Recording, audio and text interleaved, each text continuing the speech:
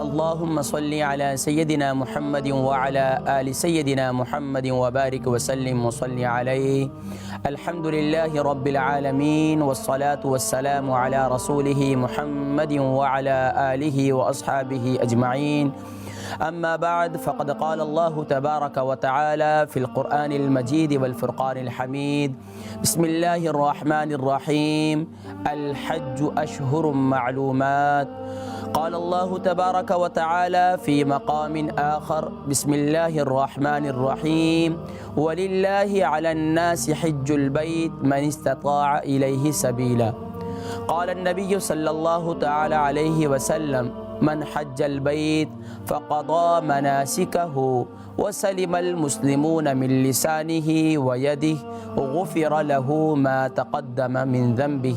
صدق اللہ العظیم. محترم و محتشم ناظرین و سامعین، السلام علیکم ورحمۃ اللہ وبرکاتہ و مغفرتہ. آپ دیکھ رہے ہیں اسلام چینل اردو اسکائی 755، اور آج الحمدللہ لائیو حج اسپیشل ٹرانسمیشن کے ساتھ آپ کا میزبان حکیم محمد فرحان صدیقی حاضر خدمت ہے. معزز ناظرین کرام، الحمدللہ ثم الحمدللہ، جنہیں اللہ تبارک و تعالی نے یہ توفیق بخشی کہ سبحان اللہ وہ حرمین شریفین کی حاضری کا شرف حاصل کریں، چاہے عمرے کی صورت میں ہو چاہے حج کی صورت میں ہو، بہت بڑی سعادت ہے. کیونکہ یہ سعادت پیارے کریم آقا علیہ الصلوۃ والسلام کی حدیث مبارکہ ہے، مسلم شریف کے اندر موجود ہے. فرمایا جتنے ایمان والے پوری دنیا سے، یا ایمان والے ہوں یا ایمان والیاں ہوں، سبحان اللہ پوری دنیا سے اللہ رب العالمین کے گھر پر جو حاضری کا شرف انہیں حاصل ہوتا ہے، پیارے نبی صلی اللہ علیہ وسلم کی بارگاہ میں سبحان اللہ صلاۃ والسلام کی حاضری کا شرف حاصل ہوتا ہے، یہ ابراہیم علیہ الصلوۃ والسلام کی اس ندا کی برکت ہے جو ابراہیم علیہ الصلوۃ والسلام نے اسماعیل علیہ الصلوۃ والسلام کے ساتھ مل کر سبحان اللہ بیت اللہ کی تعمیر کی. اور اس کے بعد ابراہیم علیہ الصلوۃ والسلام نے فرمایا کہ یا رب العالمین کیا حکم ہے؟ فرمایا کہ صفا کی چوٹی پر کھڑے ہو جائیں اور ندا دیں. فرمایا کہ یہاں ندا تو میں دوں گا، سنے گا کون؟ یہاں تو چٹیل میدان، یہاں تو پہاڑ ہے، یہاں تو کوئی سننے والے کوئی بھی نہیں ہے. اللہ رب العالمین نے ابراہیم علیہ الصلوۃ والسلام سے ارشاد فرمایا: اے ابراہیم، ندا دینا آپ کا کام ہے، قیامت تک آنے والی انسانیت اور ایمان والوں کو پہنچانا جو ہے وہ میرا کام ہے. اور سبحان اللہ زہ نصیب سبحان اللہ پھر ایمان والے اور ایمان والیاں سبحان اللہ اللہ کے حضور حاضر ہوتے ہیں. لیکن ناظرین کرام، کیا ہی اچھا ہو کہ سبحان اللہ اگر ہم سب کو خاص طور پر آج جو جس طرف میں آپ کو لے کے جانا چاہ رہا ہوں، آج ناظرین کرام وہ پیارے نبی کریم صلی اللہ علیہ وسلم کا سفر حج ہے کہ ہمارے پیارے نبی صلی اللہ علیہ وسلم سے ہماری محبت ہے، ہمارا عشق ہے. ہمیں یہ کوشش کرنی چاہیے کہ نبی کی اداؤں کو اپنائیں. لیکن آج سے پہلے بہت سے لوگ جو حجاج کی صورت میں یعنی حج کی ادائیگی کے لیے وہاں گئے، یا اس سے پہلے وہ حرمین شریفین اور بارگاہ رسالت مآب صلی اللہ علیہ وسلم میں انہیں حاضری کا شرف حاصل ہوا، لیکن اس میں کہاں کیا کیا کمزوریاں تھیں یقیناً آج اس کا بھی اندازہ ہوگا. اور اس کے ساتھ ساتھ ناظرین کرام یہ بھی ہمیں سیکھنے کو ملے گا کہ پیارے نبی صلی اللہ علیہ وسلم نے سفر حج کی تیاری کیسے کی، اور صحابہ رضوان اللہ تعالی علیہم اجمعین کیسے تیار ہوئے، اور سبحان اللہ یہ قافلہ عشق و محبت سبحان اللہ حرمین طیبین اور بالخصوص بیت اللہ کے اندر کیسے پہنچا. اور سبحان اللہ یہ سارے مناظر انشاءاللہ آج کی اور آج بھی جو ایمان والے ایمان والیاں اس پیارے در پر اور پیارے گھر میں جو حاضر ہو رہے ہیں سبحان اللہ، اگرچہ اس دفعہ لاک ڈاؤن ہے، پوری دنیا سے مسلمان تو نہیں جا رہے، لیکن سبحان اللہ پھر بھی جو خوش نصیب ہیں وہ انشاءاللہ اس سال بھی حج بیت اللہ کی ادائیگی کریں گے. اللہ تبارک و تعالی سب کی ادائیگی کو اپنی بارگاہ عالیہ میں شرف قبولیت نصیب فرمائے. ناظرین کرام، پیارے نبی کریم صلی اللہ علیہ وسلم نے سبحان اللہ سفر حج کی تیاری کی. اور سبحان اللہ پیارے نبی کریم صلی اللہ علیہ وسلم نے سبحان اللہ یہ سفر حج کی تیاری کی، اور اس کا ظاہری بات ہے آقا علیہ الصلوۃ والسلام مدینہ طیبہ میں اور مدینہ منورہ میں رہائش پذیر رہے، اور پیارے نبی صلی اللہ علیہ وسلم نے یہاں سے میقات جو مدینہ کا میقات ہے وہ ذوالحلیفہ ہے، جسے ابیار علی بھی کہا جاتا ہے۔ ناظرین کرام ابیار علی کے بارے میں، اس کو ابیار علی کیوں کہتے ہیں، ذوالحلیفہ بھی کہا جاتا ہے، ابیار علی بھی کیوں کہا جاتا ہے، اس کے بارے میں مختلف اقوال ہیں۔ ڈاکٹر الیاس عبد الغنی جنہوں نے تاریخ مکہ مکرمہ اور تاریخ مدینہ منورہ، کچھ میں اس کا کچھ طالب علم بھی ہوں، کچھ میرا ذوق بھی ہے، اور ہر ایمان والے کا ایک ذوق ہوتا ہے کہ وہ کچھ نہ کچھ جو ہے اس بارے میں معلومات ضرور رکھے۔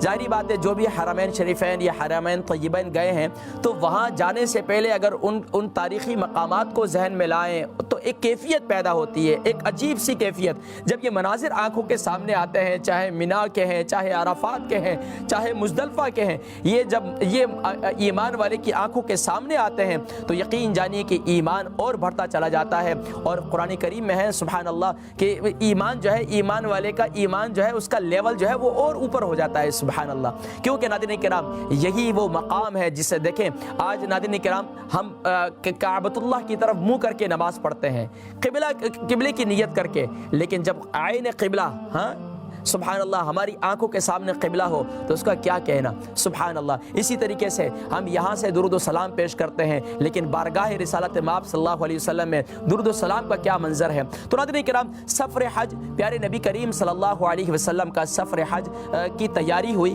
اور یہاں پر یہ سفر اسے حجۃ الوداع بھی کہا گیا ہے۔ اس میں لمحہ بلمحہ بھی میں ذکر کروں گا، لیکن پہلے سرسری طور پر نبی کریم صلی اللہ علیہ وسلم کا سفر حج بیان کروں گا، اور اس کے بعد انشاءاللہ کہ آقا علیہ الصلوۃ والسلام جو مختلف مقامات میں گئے ان مقامات سے ہوتے ہوئے پھر ان مقامات سے متعلق کہ ان مقامات پر آپ نے ٹھہراؤ کیا کیوں کیا اور ان مقامات کا انتخاب کیوں کیا۔ پہلے سفر حج سنیے اور اپنے ایمان کو تازہ کیجیے۔ ناظرین کرام پیارے کریم آقا علیہ الصلوۃ والسلام نے حج کی تیاری کی، اور صحابہ رضوان اللہ تعالی علیہم اجمعین کو پتہ چلا کہ پیارے نبی صلی اللہ علیہ وسلم نے جو ہے حج کی تیاری کی ہے۔ صحابہ ظاہری بات ہے آج کو معاشرے کے اندر بھی کوئی اللہ والے، کوئی عالم دین، کوئی صاحب عمل، کوئی نیک اللہ کے برگزیدہ بندے اگر تیار ہو جائیں تو سب لوگ کہتے ہیں کہ ہم بھی ان کے ساتھ جائیں گے۔ تو قربان جائیے پیارے نبی صلی اللہ علیہ وسلم سے تو صحابہ عشق و محبت رکھتے تھے، نبی کی ہر ادا کو اپنایا کرتے تھے صلی اللہ علیہ وسلم۔ یہ بات پھیلتی چلی گئی اور یہاں تک کہ کم و بیش 12 سے 13 ہزار صحابہ کا قافلہ سبحان اللہ ابیار علی ذوالحلیفہ میقات مدینہ میں پہنچا، اور نبی کریم صلی اللہ علیہ وسلم نے سبحان اللہ یہاں آنے کے بعد یہاں پر سبحان اللہ ظہر کی نماز ادا کی، عصر کی نماز ادا کی، مغرب کی نماز ادا کی، عشاء کی نماز ادا کی، اور رات کو قیام بھی یہیں کیا۔ اور یہاں پر یہ بات بھی آتی ہے کیونکہ آقا علیہ الصلوۃ والسلام کے ساتھ آقا علیہ الصلوۃ والسلام کی ازواج مطہرات بھی تھیں، نبی کریم صلی اللہ علیہ وسلم کی بیویاں پاک نفوس قدسیہ، اور بالخصوص ہماری مائیں نبی کریم صلی اللہ علیہ وسلم کے ساتھ تھی، یہاں تک کہ سیدنا ابو بکر رضی اللہ تعالی عنہ بھی نبی کریم صلی اللہ علیہ وسلم کے ساتھ تھے، ان کی زوجہ سیدنا جو ہے وہ اسماء بنت ابی عمیس وہ بھی ساتھ میں تھی۔ اور قربان جائیے اللہ کی شان دیکھیں کہ یہیں پر ذوالحلیفہ کے مقام پر سیدنا اسماء سیدنا ابو بکر صدیق رضی اللہ تعالی عنہ کو اللہ تبارک و تعالی نے اولاد کی نعمت سے بھی نوازا تھا۔ بہرحال سبحان اللہ اب رات یہاں قیام کیا آقا علیہ الصلوۃ والسلام نے، اور پھر سبحان اللہ صبح فجر کی نماز ادا کی، اور آقا علیہ الصلوۃ والسلام نے سبحان اللہ غسل فرمایا، اور سبحان اللہ ایک جڑی بوٹی ہے جو خوشبودار ہوتی ہے اس پانی سے آقا علیہ الصلوۃ والسلام نے سر انور اپنے جو ہے منہ مبارک اپنے بال مبارک جو ہے دھوئے، اور پھر سبحان اللہ غسل فرمایا، اور اس کے بعد پورے جسم پر خوشبو لگائی، اور پھر یہاں تک کہ آقا علیہ الصلوۃ والسلام نے اپنی جو قدرتی طور پر ہمارے نبی صلی اللہ علیہ وسلم کی جو زلفوں کی مانگ تھی وہ بیچ سے نکل جایا کرتی تھی، تو آقا علیہ الصلوۃ والسلام نے اپنے یہاں پر بھی خوشبو لگائی، اور پھر یہاں تک کہ کتب میں ہمیں یہ بھی ملتا ہے کہ نبی کریم صلی اللہ علیہ وسلم نے شہد بھی لگایا اپنے بالوں پر، وہ اس لیے کہ ظاہری بات ہے پیدل سفر تھا، سواری پر سفر تھا، اور ظاہری بات ہے جنگل بیابان کو کراس کر کے جانا تھا، اور پھر ظاہری بات ہے جب بال اڑتے ہیں اور اس میں تو پھر شہد لگایا تھا نبی کریم صلی اللہ علیہ وسلم نے اپنے زلفوں پر صلی اللہ علیہ وسلم۔ اور بہرحال پھر صحابہ رضوان اللہ تعالی، اچھا یہ بھی ایک ذہن میں رکھیں کہ احرام کی نیت کرنے سے پہلے بدن پر خوشبو لگانا، چادروں پر نہیں، یعنی کہ بدن پر خوشبو لگانا کوئی اس میں منع نہیں ہے، یہ بھی نبی کریم صلی اللہ علیہ وسلم کی سنت ہے۔ بہرحال پھر نبی کریم صلی اللہ علیہ وسلم نے 2 چادریں زیب تن فرمائی، اور پھر سبحان اللہ پیارے نبی صلی اللہ علیہ وسلم سبحان اللہ مکہ المکرمہ کے لیے حج کی نیت کر کے، یعنی کہ حج اور عمرے کی نیت کر کے، یہاں بھی مختلف اقوال ہیں، اختلاف بھی پایا جاتا ہے، بعض نے کہا حج تمتع کی نیت کی، بعض نے کہا حج قران کی، بعض نے کہا حج افراد کی۔ بہرحال نبی کریم صلی اللہ علیہ وسلم نے تلبیہ جبریل امین نے اللہ رب العالمین کا پیغام دیا کہ اے پیارے حبیب صلی اللہ علیہ وسلم، اللہ رب العالمین ارشاد فرما رہے ہیں کہ آپ زور سے تلبیہ کہیں اور بلند آواز سے تلبیہ کہیں، تاکہ تمام صحابہ جو ہے وہ ماشاءاللہ وہ بھی فوراً ہی حج کی اور عمرے کی نیت کر لیں۔ اب نبی کریم صلی اللہ علیہ وسلم کے صحابہ نے ماشاءاللہ جن کے ساتھ جو ہے ماشاءاللہ ہدی یعنی کہ حج کے یعنی کہ قربانی کے جانور تھے، تو آپ صلی اللہ علیہ وسلم نے ان سے ارشاد فرمایا کہ آپ جو ہے وہ یعنی کہ صرف حج کی نیت کر لیں، اور باقی ان سے کہا جن کے پاس جانور نہیں تھے تو ان کو آقا علیہ السلام نے ارشاد فرمایا کہ آپ سب عمرے کی نیت کر لیں۔ بہرحال پھر نبی کریم صلی اللہ علیہ وسلم نے یہاں پر سبحان اللہ 2 احرام کی چادریں باندھی، اور پھر آقا علیہ السلام جو ہے ذوالحلیفہ سے نکلے، اور حدیث مبارکہ میں آتا ہے کہ آقا علیہ السلام مختلف مقامات سے ہوتے ہوئے، یعنی کہ ملل سے ہوتے ہوئے شرف السیالہ، عرق الذبیہ، اور سبحان اللہ وادی الروحہ، آتھیہ اور عرج، اور سبحان اللہ ابوا کے مقام پر، اور مختلف مقامات پر، یہاں تک حجفہ، قدیر، عسفان، مرت ظہران، وادی فاطمہ جسے کہا جاتا ہے، اور اسی طریقے سے مقام صرف اور زیت ہوا، پھر مکہ مکرمہ، یعنی مختلف مقامات سے ہوتے ہوئے پہنچے۔ لیکن ناظرین کرام مزے کی بات یہ ہے کہ اگر میں جلدی ان مقامات کو بیان کر دوں تو وہ ایک تشنگی باقی رہتی ہے کہ یہ مقامات کون سے مقامات ہیں، کہ ان مقامات پر پہنچنا ایمان والی کی کتنی ایمان کی تازگی ہوتی ہے۔ مثال کے طور پر اگر ہم لے لیں نبی کریم صلی اللہ علیہ وسلم مختلف مقامات سے ہوتے ہوئے، ملل سے ہوتے ہوئے جو ہے وہ آقا علیہ السلام وادی الروحہ میں پہنچے۔ اب سبحان اللہ وادی الروحہ میں اس کے متعلق لکھا ہے کہ آقا علیہ السلام نے ارشاد فرمایا کہ ھذا افضل اودیۃ العرب، یہ عرب کی افضل ترین وادیوں میں سے ایک وادی ہے، اور اسے وادی الروحہ کہا جاتا ہے، اور یہاں پر پہنچ کر نبی کریم صلی اللہ علیہ وسلم نے نماز ادا کی۔ آج بھی وہاں پر ٹوٹی پھوٹی مسجد موجود ہے، یہ فقیر جو ہے الحمدللہ اس مقام پر گیا، وہاں پر نماز بھی ادا کی۔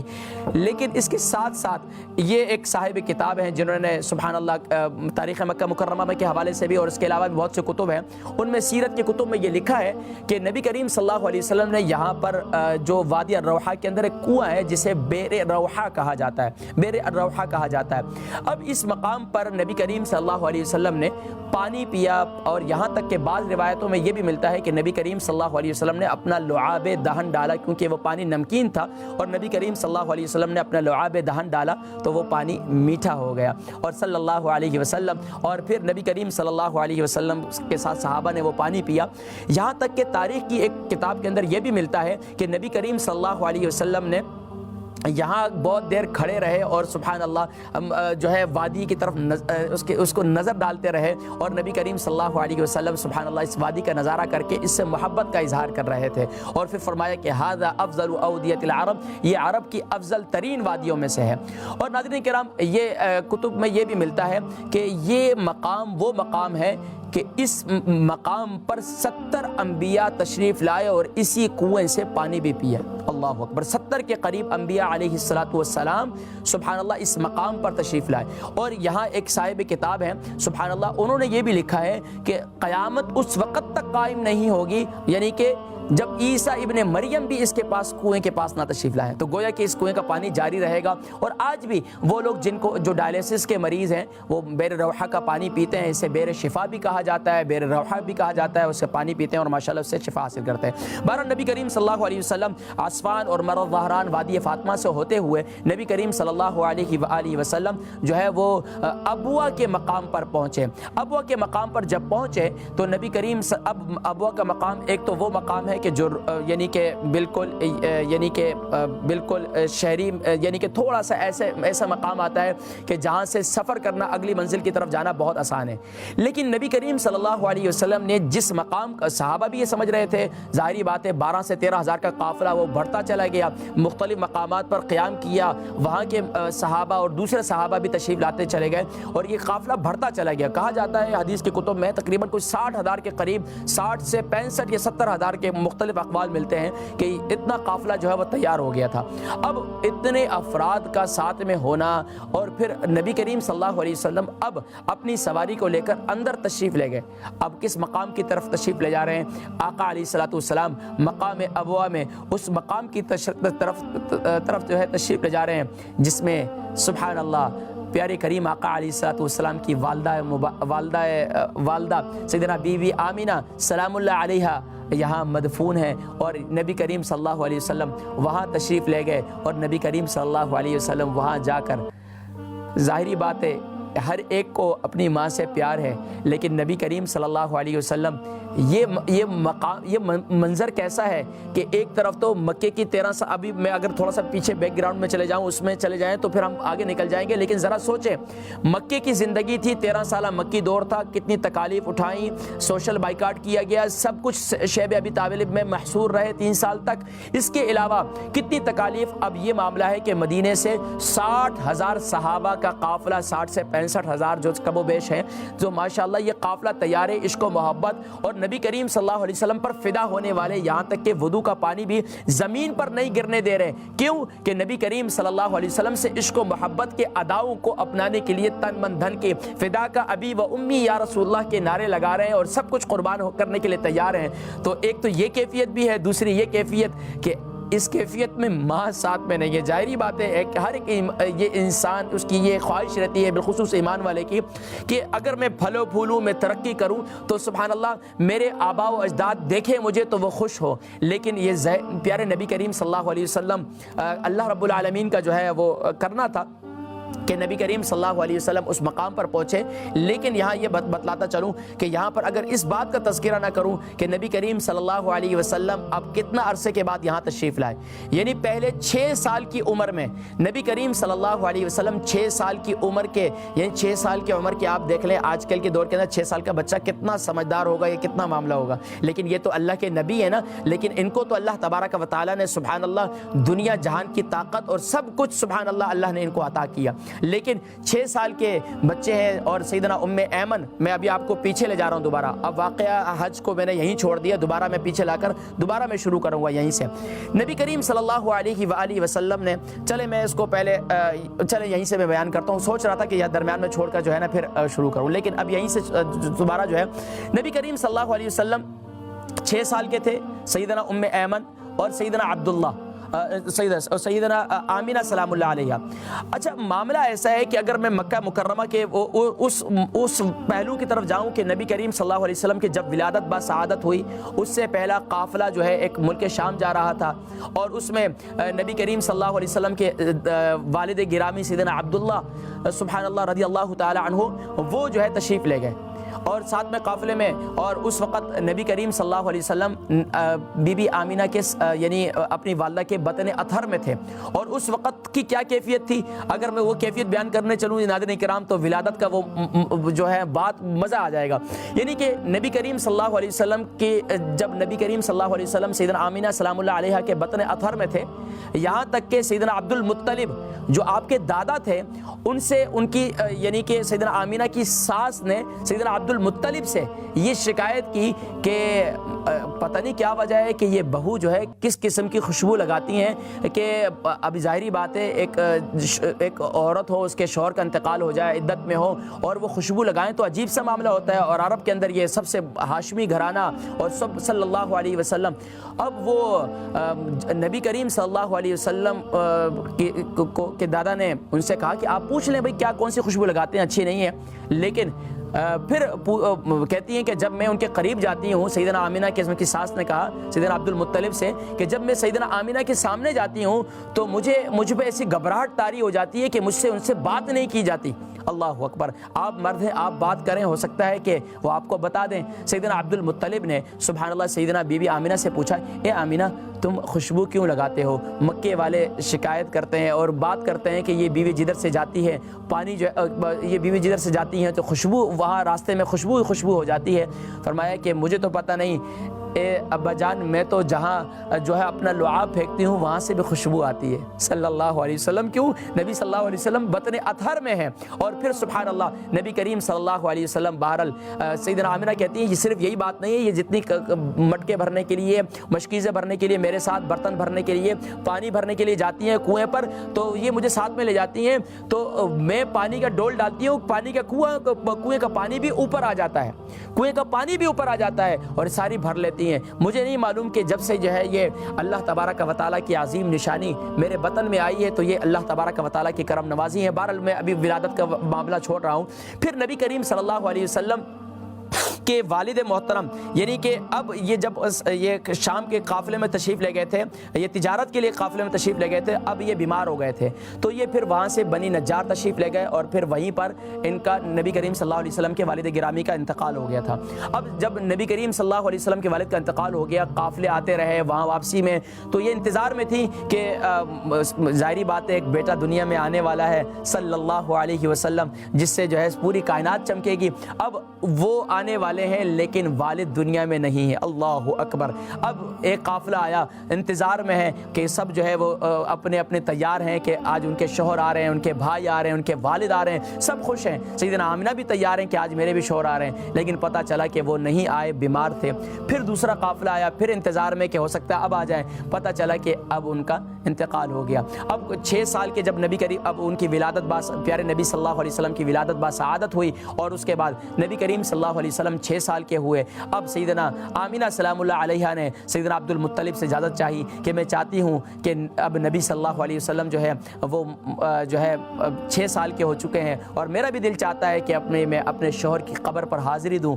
اللہ اکبر. پھر نبی کریم صلی اللہ علیہ وسلم کو ساتھ لے کر سیدنا ام ایمن کو ساتھ میں لے کر اب اس وہاں سے گزرتی ہیں اور پھر سبحان اللہ یہ بھی کتب میں آتا ہے کہ یہ یعنی کہ نبی کریم صلی اللہ علیہ وسلم اور سیدنا آمینہ اور پیارے نبی صلی اللہ علیہ وسلم کہ ان کی باندی جو تھی ام ایمن وہ جو ہے وہاں ساتھ میں تھی اور وہاں تشریف لے گئے اور واپسی پر جو ہے جب مکہ مکرمہ تشریف لا رہے تھے تو یہیں پر مقام ابوا پر نبی کریم صلی اللہ علیہ وسلم کی والدہ محترمہ کا انتقال ہوا. اللہ اکبر. سعادت تو نہیں ملی کہ اس قبر انور کی زیارت کروں، لیکن یہ ہے کہ سنا ہے کہ آج بھی وہ مقام ابوا ایسا ہے کہ بظاہر یہ نظر آتا ہے کہ وہ وہاں ٹھہرنا بڑا مشکل ہے، لیکن کتب میں لکھا ہے کہ 60 سے 65 ہزار کا قافلہ وہاں پر جو ہے انہوں نے قیام کیا. اور پھر حدیث مبارکہ میں یہ آتا ہے کہ نبی کریم صلی اللہ علیہ وسلم قبر انور سے بچپن میں لپٹے رہے جب تدفین ہوئی اور اس کے بعد پھر یہاں تک کہ روتے رہے. سیدنا ام ایمن نے لیا اور پھر ساتھ میں لے کر نیچے آئیں اور پھر نبی صلی اللہ علیہ وسلم ایک والدہ ہے بچپن سے والد دیکھا نہیں، والدہ کا بھی 6 سال میں انتقال ہو جائے. ظاہری بات ہے میری والدہ کا انتقال میں باشعوری کی عمر میں ذی الحجہ میں ہی ہوا، 9 ذی الحجہ کو انتقال ہوا، لیکن میں شعوری کی عمر میں والدہ کی محبت تو سب پر غالب ہوتی ہے. نبی کریم صلی اللہ علیہ وسلم نے اپنے والد گرامی دیکھے نہیں، بچپن ہی میں 6 سال کی عمر میں والدہ کی جدائی بھی ہو گئی. اللہ اکبر. پھر اس کے بعد نبی کریم صلی اللہ علیہ وآلہ وسلم پھر یہاں پر بریک پہ بھی جانا ہے ہم نے ناظرین کرام، لیکن میں اس بات کو یہاں کمپلیٹ کر کے پھر حج کے معاملے کو پھر آگے بڑھاتا ہوں. نبی کریم صلی اللہ علیہ وسلم کو جیسے نیچے لے کر آئیں سیدنا ام ایمن، پھر والدہ کی جدائی میں کہتے ہیں کہ اتنے اوپر قبر ہے لیکن نبی صلی اللہ علیہ وسلم دوبارہ اوپر چڑھ کے چلے گئے اور پھر قبر انور سے لپٹ گئے اور روتے رہے، یہاں تک کہ سیدنا ام ایمن نے دوبارہ لے کر جو ہے ساتھ میں لے کر پھر مکہ مکرمہ تشریف لائیں۔ پھر آگے کا جو معاملہ تھا بڑا عجیب ہے۔ پھر بہرحال یہیں پر میں ختم کرتا ہوں اس کو کہ پھر مقام ابواب حج کے موقع پر نبی کریم صلی اللہ علیہ وسلم، کتب میں ہے کہ تقریباً 57 سال یا 57 سال کچھ ماہ نبی کریم صلی اللہ علیہ وسلم کی عمر تھی اور آقا علیہ الصلوۃ والسلام یہاں تشریف لائے تھے، اور پھر سبحان اللہ یہاں تشریف لائے اور 60,000 کا قافلہ 65,000 کا قافلہ یہاں موجود ہے۔ اب دوبارہ میں یہیں سے حج کا شروع کر رہا ہوں۔ اور پھر نبی کریم صلی اللہ علیہ وسلم یہاں تشریف لائے اور قبر انور کے سرہانے والے سائٹ پر نبی کریم صلی اللہ علیہ وسلم اپنے دونوں ہاتھوں کو ایسے رکھ کر، اس طریقے سے رکھ کر آقا علیہ الصلوۃ والسلام اپنی والدہ کی یاد میں روتے رہے، یہاں تک کہ سیدنا ابو بکر صدیق رضی اللہ تعالیٰ عنہ فرماتے ہیں کہ ہم نے دیکھا کہ نبی کریم صلی اللہ علیہ وسلم کی داڑھی مبارک جو ہے وہ تر ہو چکی تھی، اتنے رویا آقا علیہ الصلوۃ والسلام اپنی والدہ کو یاد کر کے۔ اور پھر یہاں تک کہ ارشاد فرمایا کہ وہ مکے کی سختیاں سارے معاملات تھے، تو اب اس وقت نبی کریم صلی اللہ علیہ وسلم نے ارشاد فرمایا کہ اگر میری والدہ آج زندہ ہوتی اور میں ان کی کیسی خدمت کرتا۔ پھر یہاں پر وہ بات ہے جو اکثر والدین کے حقوق میں بیان کی جاتی ہے کہ فرمایا کہ اگر تم نماز کے لیے بھی کھڑے ہو اور والدین تمہیں بلائیں تو تم نفلی نماز توڑ کر جو ہے اپنے والدین کے حکم مانو۔ تو یہاں پر نبی کریم صلی اللہ علیہ وسلم نے پھر وہ یہ بات کہی تھی کہ اے میرے صحابہ، اگر میری والدہ زندہ ہوتی تو میں معلوم ہوتا کہ میں ان کی کیسے خدمت کرتا، میں ان کی ایسے خدمت کرتا کہ اگر میں نماز کے لیے کھڑا ہوتا اور ماں مجھے پکارتی بیٹا محمد، تو میں نماز توڑ کر ماں کی خدمت میں حاضر ہو جاتا۔ تو یہ وہ یہاں سے وہ ہمیں وہ قول ملتا ہے۔ پھر نبی کریم صلی اللہ علیہ وسلم نے یہاں سے قافلہ لے کر پھر نبی کریم صلی اللہ علیہ وسلم عصفان اور مختلف مقامات پہ ہوتے ہوئے یہاں تک کہ ایک وادی سے گزرے کہ جس کے بارے میں سیدنا ابو بکر صدیق رضی اللہ تعالیٰ عنہ سے پوچھا یہ کون سی وادی ہے، تو اس کے بارے میں نبی کریم صلی اللہ علیہ وسلم نے ارشاد فرمایا کہ میں نے دیکھا کہ یہاں سے موسیٰ علیہ الصلوۃ والسلام اپنی سواری پر سے گزر رہے ہیں اور وہ تلبیہ زور سے پڑھتے ہوئے جا رہے ہیں، وہ بھی حج میں شریک ہیں۔ اور پھر یہاں تک کہ سیدنا نوح اور سیدنا ہود کا بھی ذکر ملتا ہے کہ نبی کریم صلی اللہ علیہ وسلم نے ان کا بھی ذکر فرمایا کہ وہ بھی ان کو میں نے وادی سے جاتے ہوئے دیکھا، وہ بھی حج کے لیے ماشاءاللہ روانہ ہو رہے ہیں۔ حضرات کرام، یقین جانیے کہ میں آج آپ سے سفر حج بیان کر رہا ہوں، لیکن مختلف مقامات سے ہوتے ہوئے جو سفر حج نبی کریم صلی اللہ علیہ وسلم کا سفر حج ہے، میں ایک مقام پر بات کرتا ہوں تو مجھے اس مقام کے ساری معاملات جو ہے وہ ذہن میں آتے ہیں، کیونکہ سفر حرمین الحمدللہ جب بھی گیا ہوں تو وہ مقامات دیکھے ہیں اور ان مقامات پر جانے کی کوشش کی ہے، لیکن مقام ابوا پر نہیں جا سکا، لیکن انشاءاللہ تمنا دل ہے، انشاءاللہ ضرور اس پہ بھی حاضری ہوگی۔ تو ناظرین کرام، میں آج آپ کو جو بتلانے والا ہوں خاص طور پر سفر حج اور پھر نبی کریم صلی اللہ علیہ وسلم جو جہاں جہاں قیام ہوا، یعنی کہ جیسے وادی روحہ میں قیام ہوا، وادی مقام ابوا پر قیام ہوا، اس کے علاوہ آقا علیہ الصلوۃ والسلام کا ذوالحلیفہ میں ہوا، یہاں بھی مختلف واقعات بھی رونما ہوئے ہیں، مختلف معاملات بھی ہوئے ہیں، تو ان کا بھی ذکر کروں گا۔ پھر نبی کریم یہ جو آج جس طرح پچھنے لگوانا، حجامہ کروانا، یہ بھی سفر حج کے دوران مطلب حج کے دوران پچھنے بھی لگوائے نبی کریم صلی اللہ علیہ وسلم نے۔ پھر یہاں تک کہ وادی ارزق کے اندر، پھر اسی طرح پھر وادی عرج کے اندر، وادی عصفان کے اندر، پھر یہاں تک کہ ایک مقام پر صحابہ نے شکایت کی کہ اونٹ تھک گئے، ہم تھک گئے، جو ہے وہ تھوڑا سا قیام کیا جائے۔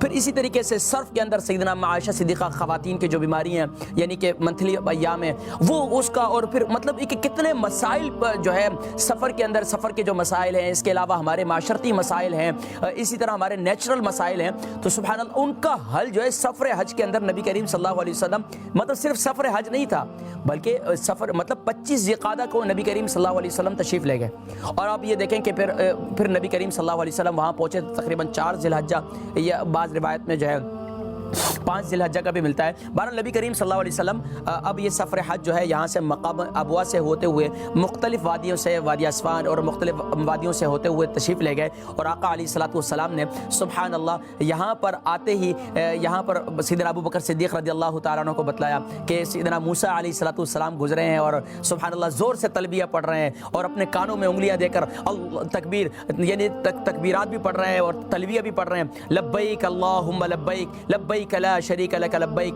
ان الحمد والنعمت لک والملک لا شریک لک. فرمایا کہ یہاں تک کہ ہمارے ایک بزرگ فرماتے ہیں کہ حج کے قافلے کے حوالے سے اور عمرے کے، فرمایا کہ اب جو حجاج کرام جاتے ہیں وہ تلبیہ انہوں نے چھوڑ دیا، تلبیہ چھوڑ دیا شرم کے مارے یا کچھ، لیکن یہ اس پر فخر کرنا چاہیے. اور تلبیہ اور تکبیرات، دیکھیں یہ ذوالحجہ کے ایام چل رہے ہیں، اس میں تکبیرات کی کثرت، اللہ اکبر اللہ اکبر لا الہ الا اللہ اللہ اکبر وللہ الحمد سبحان اللہ، یہ جو ہے سبحان اللہ ان کی کثرت. بہرحال نبی کریم صلی اللہ علیہ وسلم اب وہاں سے بیر زیتوا، یعنی کہ یہاں آج بھی اس کے بارے میں بیر زیتوا کے بارے میں کہا جاتا ہے کہ یہاں جو آج اس محلے کا نام بھی جو ہے وہ وادی زیتوا کہا جاتا ہے. اور یہاں پر پہلے یہ بھی ذکر ملتا ہے کہ یہاں پر مسجد زیتوا تھی، اب وہ ختم کر دی گئی ہے، اب بیر زیتوا ہے، لیکن وہاں بھی یہ لکھ دیا گیا ہے کہ یہاں پر یہ پانی پینے کا نہیں ہے. یہاں سے نبی کریم صلی اللہ علیہ وسلم جب یہاں تشریف لائے تو نبی کریم صلی اللہ علیہ وسلم نے یہاں قیام بھی کیا اور نبی کریم صلی اللہ علیہ وسلم نے یہاں غسل بھی کیا. دیکھیں اکثر لوگ سوچتے ہیں کہ ہم احرام کی حالت میں احرام کھل گیا، بھئی احرام کھلنا یہ نہیں ہوتا کہ آپ کا تیمم کھل گیا، کھلنے سے مراد یہ ہے کہ احرام کی جو پابندیاں ہیں اس سے آپ کو آزادی ہے.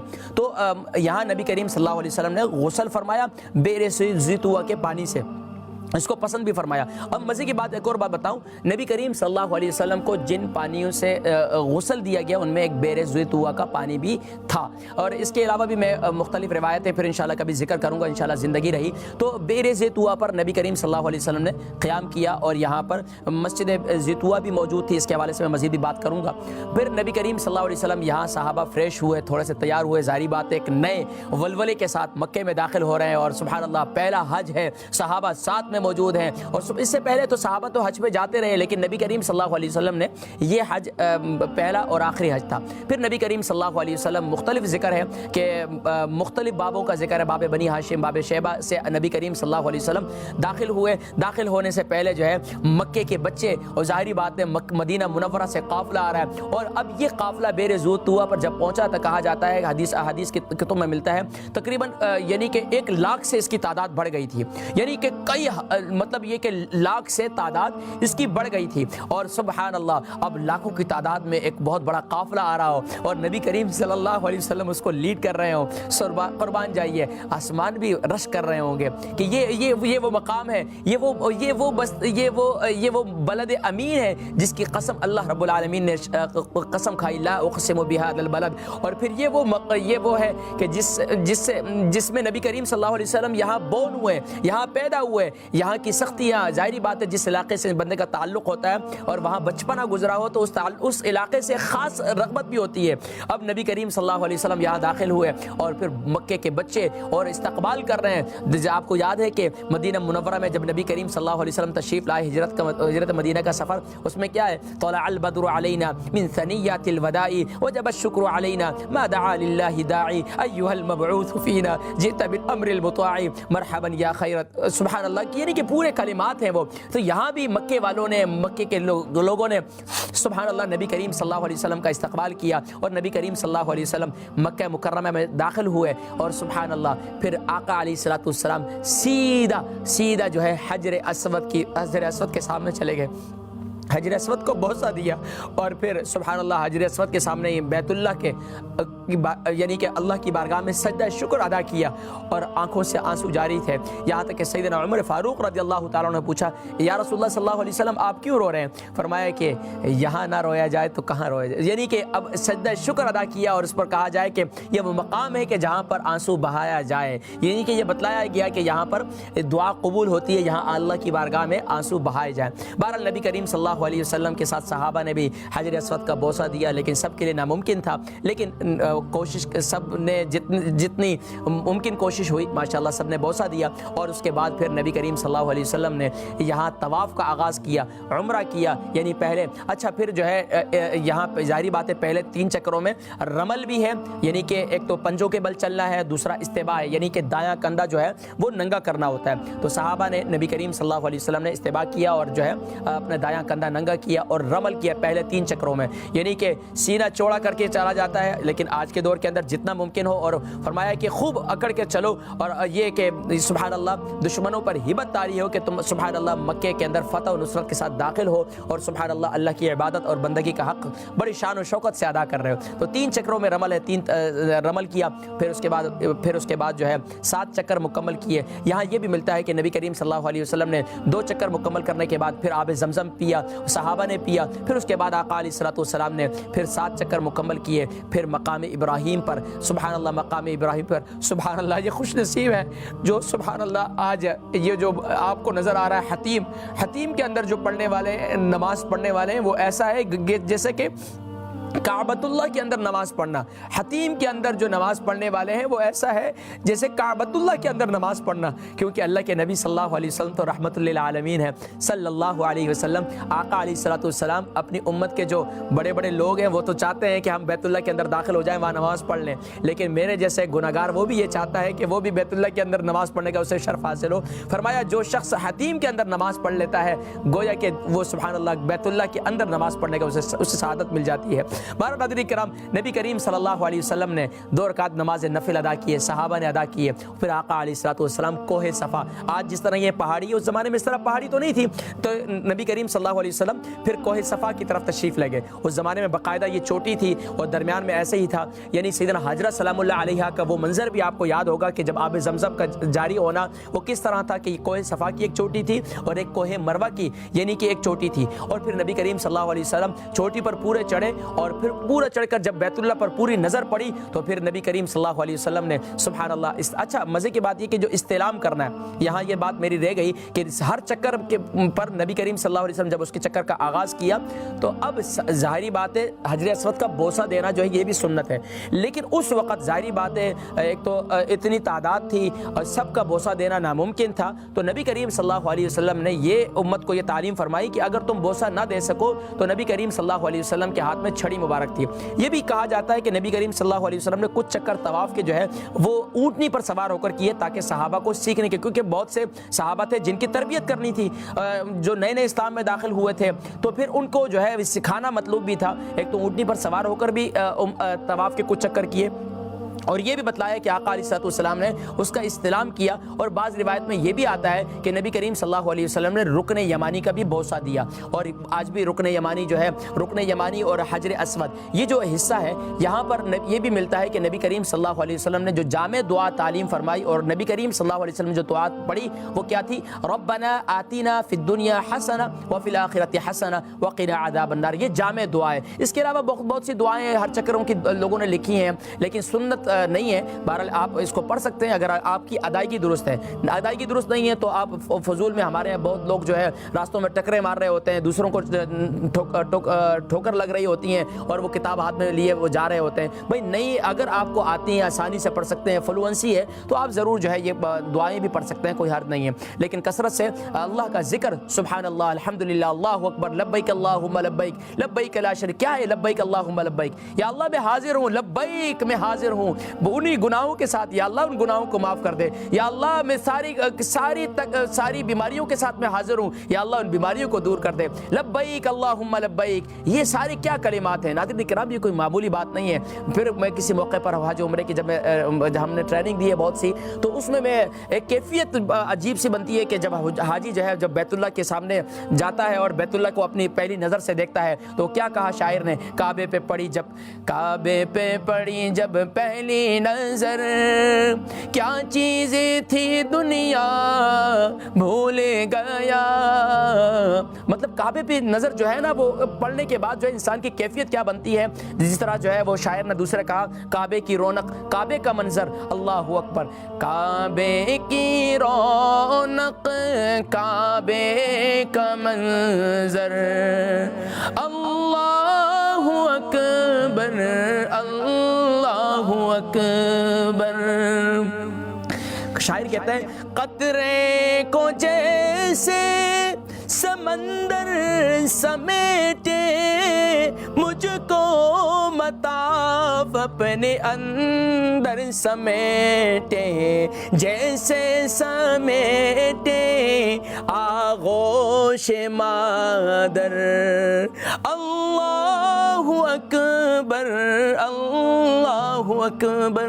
ناظرین کرام وقت نہیں ہے، آپ کی کالز بھی شامل کرنی ہے، دل چاہتا ہے کہ اس کعبے سے باہر نہ نکلیں۔ اور نبی کریم صلی اللہ علیہ وسلم جب کوہ صفا پہ تشریف لے گئے تو نبی کریم صلی اللہ علیہ وسلم نے جب کوہ صفا پہ تشریف لے گئے تو وہاں فوراً جب کعبۃ اللہ کو دیکھا تو فوراً کہا اللہ اکبر وللہ الحمد، بسم اللہ اللہ اکبر وللہ الحمد۔ تو یہاں یہ بتلانا مقصود تھا کہ یعنی کہ کعبۃ اللہ کا جب چکر شروع کر رہے ہیں تو استلام نبی کریم صلی اللہ علیہ وسلم نے عصا کا یعنی کہ ڈنڈی مبارک تھی، آپ نے چھڑی مبارک تھی، اس کی طرف اشارہ کیا، استلام کیا اور اس کو چوم لیا۔ تو آج کیا ہمارے لیے ہم استلام کرتے ہیں حجر اسود کی طرف، بسم اللہ اللہ اکبر وللہ الحمد، اس طرح استلام کرتے ہیں۔ تو یہاں یعنی کہ طواف کے ہر چکر شروع ہونے سے پہلے استلام کرنا یہ سنت ہے۔ اسی طریقے سے جب آپ کوہ صفا پہ تشریف لے گئے تو یہاں بھی استلام کرنا یہ سنت ہے۔ نبی کریم صلی اللہ علیہ وسلم نے کوہ صفا پر کھڑے ہو کر حجر اسود کی طرف استلام کیا اور پھر آپ نے سبحان اللہ سعی کا آغاز کیا۔ یہاں پر یہ بھی ملتا ہے نبی کریم صلی اللہ علیہ وسلم نے اونٹنی پر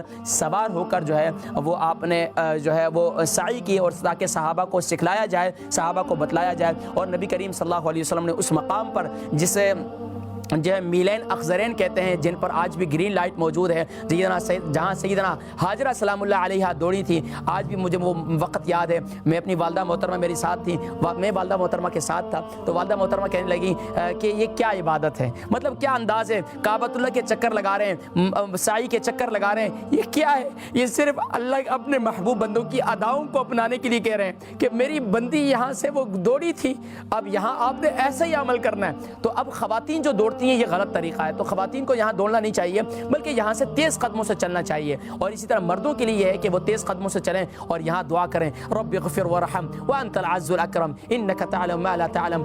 یہ پوری دعائیں ہیں یہاں پر، یعنی کہ یہاں دعا کی جائے، یہ یہاں پر یہ دعا کی قبولیت کا وقت ہے، یہاں دعا کی قبولیت کا مقام ہوتا ہے۔ بہرحال ناظرین کرام اس میں ہم جائیں گے تو بہت آگے نکل جائیں گے انشاءاللہ، پھر اس کا میں کسی موقع پر ذکر کروں گا۔ پھر مروہ پہ پہنچے، مروہ پہ پہنچنے کے بعد پھر یہ ایک چکر کمپلیٹ ہوا، پھر اس کے بعد پھر صفا پر یعنی کہ 7 چکر کمپلیٹ ہوئے اور آقا علیہ الصلوۃ والسلام نے پھر صحابہ رضوان اللہ تعالی علیہم اجمعین نے نبی کریم صلی اللہ علیہ وسلم نے پہلا اپنا جو ہے وہ آپ نے حلق کروایا۔ اچھا یہاں پر دو باتیں ملتی ہیں، بعض نے یعنی کہ نبی کریم صلی اللہ علیہ وسلم نے حلق، دیکھیں حلق کرنے والے پر نبی کریم صلی اللہ علیہ وسلم نے ان کے لیے دعائیں دی ہیں، اور قصر کرنے والوں کے لیے ایک دعا ہے اور حلق کرنے والوں کے لیے 2 دعائیں صلی اللہ علیہ وسلم، یعنی کہ جو بالکل گنج کر لیتے ہیں۔ اب ہمارے اکثر لوگ یہ ہے کہ وہاں جاتے بھی ہیں، اتنا پیسہ بھی خرچ کرتے ہیں، ایک تمنا دل بھی لے کے جاتے ہیں، لیکن زلفوں سے پیار ہے، بالوں سے پیار ہے، وہ قربان نہیں کرتے۔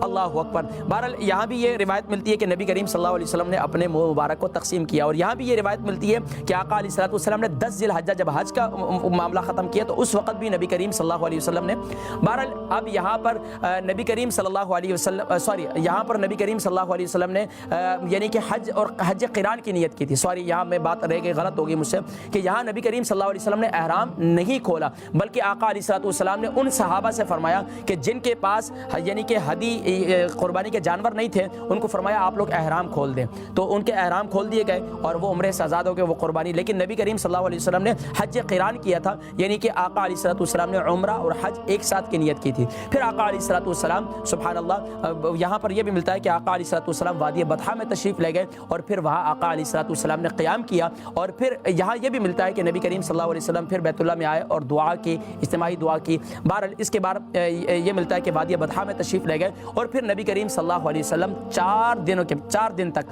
آقا علیہ الصلوۃ والسلام تشریف نہ لائے، اس لیے کہ ظاہری بات ہے اگر تشریف لاتے ایک تو یہ تھا کہ مختلف معاملات میں امت کے لیے آسانی پیدا کرنی تھی، ظاہری بات ہے حجاج اکرام جاتے ہیں، سفر سے جاتے ہیں، سارے معاملات جاتے ہیں، ایک تو یہ کہ نفلی عبادت پر اگر دوام کرتے تو امت جو ہے وہ مشقت کا شکار ہوتی ہے۔ آقا علیہ الصلوۃ والسلام نے ارشاد فرمایا نا مسواک کے بارے میں، لولا یعنی کہ اگر مجھے امت میں مشقت کا خوف نہ ہوتا تو میں لوگوں کو مسواک کو لازم کر لیتا ہر نماز کے لیے، یعنی کہ آقا علیہ الصلوۃ والسلام کی سنت ہے۔ اسی طریقے سے نبی کریم صلی اللہ علیہ وسلم اگر حج کے بہت سے معاملات کر لیتے تو امت میں ظاہری بات ہے پھر مشکلات ہوتی، تو آقا علیہ الصلوۃ والسلام قربانی قربان جائیے کتنے احسانات ہیں کہ وہ امت کے لیے آج بھی لوگ کہتے ہیں حج اتنا مشکل ہے. تو نبی کریم صلی اللہ علیہ وسلم وادی بطحا میں آپ نے قیام کیا. یہاں بھی بہت سے واقعات ہوئے, انشاءاللہ اس کا بھی تذکرہ کروں گا وقت اگر میرے کو ملا, کیونکہ وقت بہت مختصر ہے. آپ کی کالز بھی شامل کرنی ہے انشاءاللہ. آخری اس ٹائم میں نہیں, انشاءاللہ جب بریک کے بعد دوبارہ حاضر ہوں گا تو پھر انشاءاللہ میں آپ کی کالز لوں گا انشاءاللہ.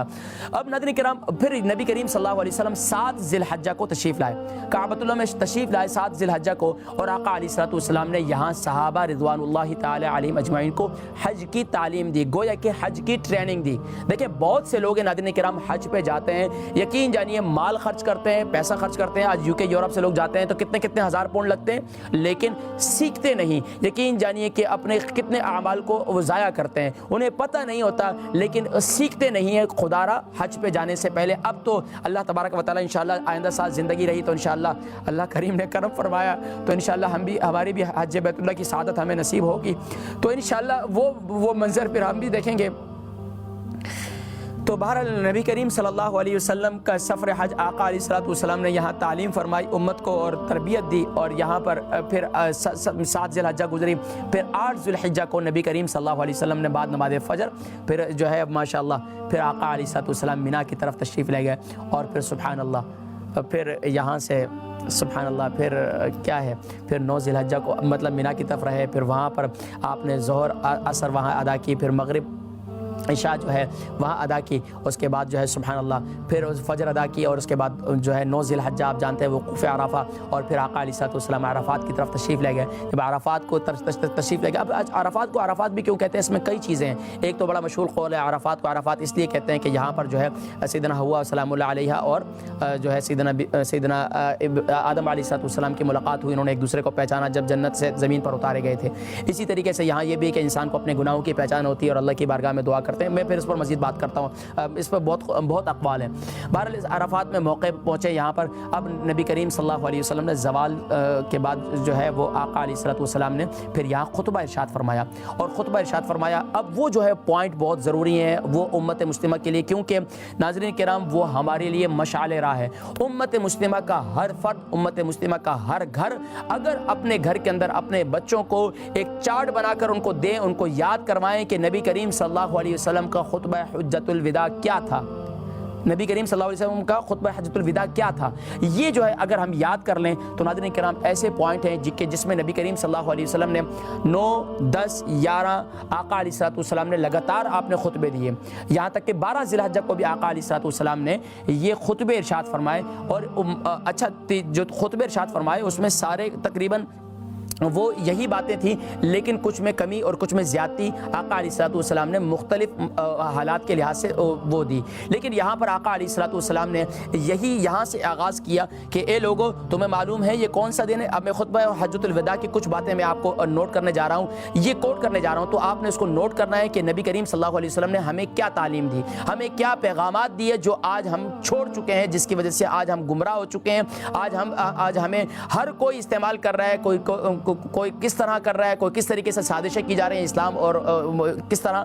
اب ناظرین کرام یہ وہ باتیں ہیں کہ اگر آج ہم اپنا لیں تو اسلام کی دعوت دینا ہمیں ضرورت نہیں پڑے گی, بلکہ ہماری پریکٹیکل زندگی کی وجہ سے بہت سے لوگ جو ہے وہ اسلام کی طرف داخل ہو جائیں گے, اسلام کی طرف مائل ہو جائیں گے. نبی کریم صلی اللہ علیہ وسلم نے ارشاد فرمایا کہ اے لوگوں تمہیں معلوم ہے کہ کون سا دن ہے, یہ کون سا مہینہ ہے.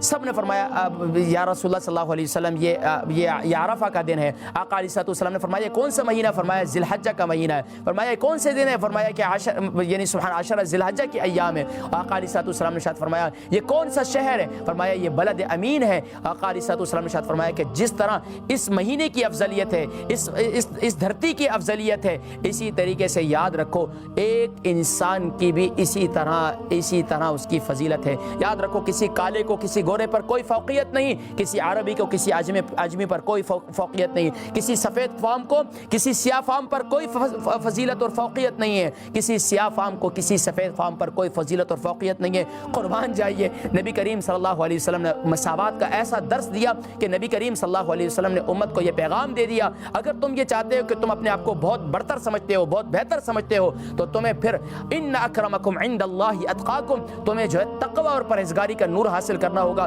تمہارے اندر خوف خدا جس کے اندر زیادہ ہوگا، جس کے اندر خوف خدا زیادہ ہوگا، وہ سب سے زیادہ جو ہے سبحان اللہ اللہ تبارک و تعالیٰ کی ہاں اس کا مقام و مرتبہ ہوگا. اللہ تبارک و تعالیٰ کے پیارے نبی صلی اللہ علیہ وسلم نے ارشاد فرمایا کہ اے لوگو، یہ جو تم قبائل میں برادریوں میں جو ہے یہ تقسیم ہو تو یاد رکھو وقبائل لتعارفوا، یہ جو ہے تمہارے لیے صرف تعارف کے لیے، پہچان کے لیے، کوئی برادری ازم نہیں ہے، کوئی لسانی ازم نہیں ہے. آج دیکھیں امت کو تقسیم کیا جا رہا ہے، کوئی لسانیت کی بنیاد پر، کوئی مذہبی نفرتوں کی بنیاد پر، کوئی قومیت کی بنیاد پر، کوئی زبانوں کی بنیاد پر. بنگلہ دیش میں رہنے والا مسلمان بھی ہمارا بھائی ہے، سیریا میں رہنے والا مسلمان بھی ہمارا بھائی ہے، اسی طریقے سے دنیا کے کسی بھی خطے کے اندر مسلمان رہنے والا ہے. فرمایا کہ مسلمان وہی ہے، فرمایا من سلم المسلمون من لسانہ و یدہ. مسلمان کی شان یہ ہے، اگر تم واقعتاً یہ مسلمان بننا چاہتے ہو، مسلمان رہنا چاہتے ہو، تو من سلم المسلمون من لسانہ و یدہ، تمہاری زبان اور ہاتھ سے دوسرا مسلمان محفوظ رہے. ناظرین کرام، اس کا کیا مطلب ہے؟ زبان اور ہاتھ سے محفوظ رہے، لاتے مارے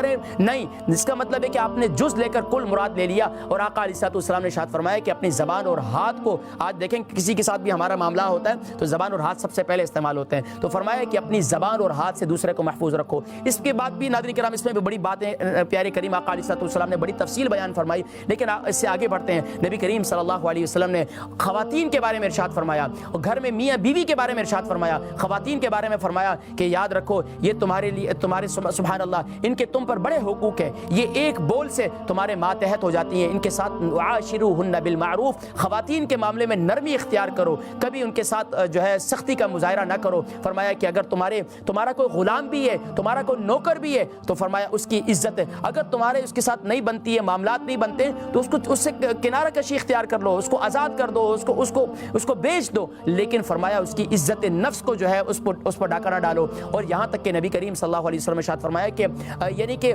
خواتین کو ارشاد فرمایا کہ اپنے شوہروں کے ساتھ، وہ خواتین جو گھروں کے اندر رہتی ہیں تو وہ اپنے شوہروں کے بغیر اجازت گھر سے باہر نکلنا، بغیر اجازت ان کے پیسوں کا استعمال کرنا، یہ ساری چیزیں، یہ باتیں نبی کریم صلی اللہ علیہ وسلم نے خواتین کو اور مردوں کو بہت سی باتیں، یعنی کہ خاص طور پر عائلی زندگی سے متعلق نبی کریم صلی اللہ علیہ وسلم نے بہت سے احکامات بیان کیے. یہاں تک کہ آقا علیہ الصلوۃ والسلام نے پڑوسیوں کے حقوق بیان کیے، یعنی نیبرہڈ بیان کیے. نبی کریم صلی اللہ علیہ وسلم نے ارشاد فرمایا تمہیں معلوم ہے کہ پڑوسیوں کے کیا حقوق ہیں؟ یہاں تک کہ صحابہ فرماتے ہیں کہ نبی کریم صلی اللہ علیہ وسلم نے اتنی تاکید کی اس بات کو اتنی مرتبہ ارشاد فرمایا کہ یہاں تک کہ ہمیں یہ ڈر تھا کہ شاید نبی کریم صلی اللہ علیہ وسلم ان کو وارثین میں شامل نہ کر دیں، یعنی ان کو وراثت میں حق نہ دے دیں. اتنا زیادہ فرمایا کہ اگر تمہارے پڑوس میں کوئی بھوکا ہے، اگر تمہارے دیکھیں بھوکے سے مراد یہ کہ یہاں یوکے یورپ میں کوئی بھوکا نہیں رہتا، لیکن فرمایا کہ کم سے کم بھی آس پڑوس کے اندر محبتیں بانٹنے کے لیے، ہو سکتا ہے جس وقت تم نے کھانا پکایا اس وقت وہ ان کے گھر میں نہ پکاؤ، فرمایا ایک پیالہ پانی زیادہ ڈال دو تاکہ تم اپنے پڑوس میں بھیج دو. اب کہاں ہے یوکے یورپ میں؟ اب تو ماشاءاللہ کسی کو ساتھ کوئی کمی نہیں ہے، پہلے انسیت محبت رہتی تھی،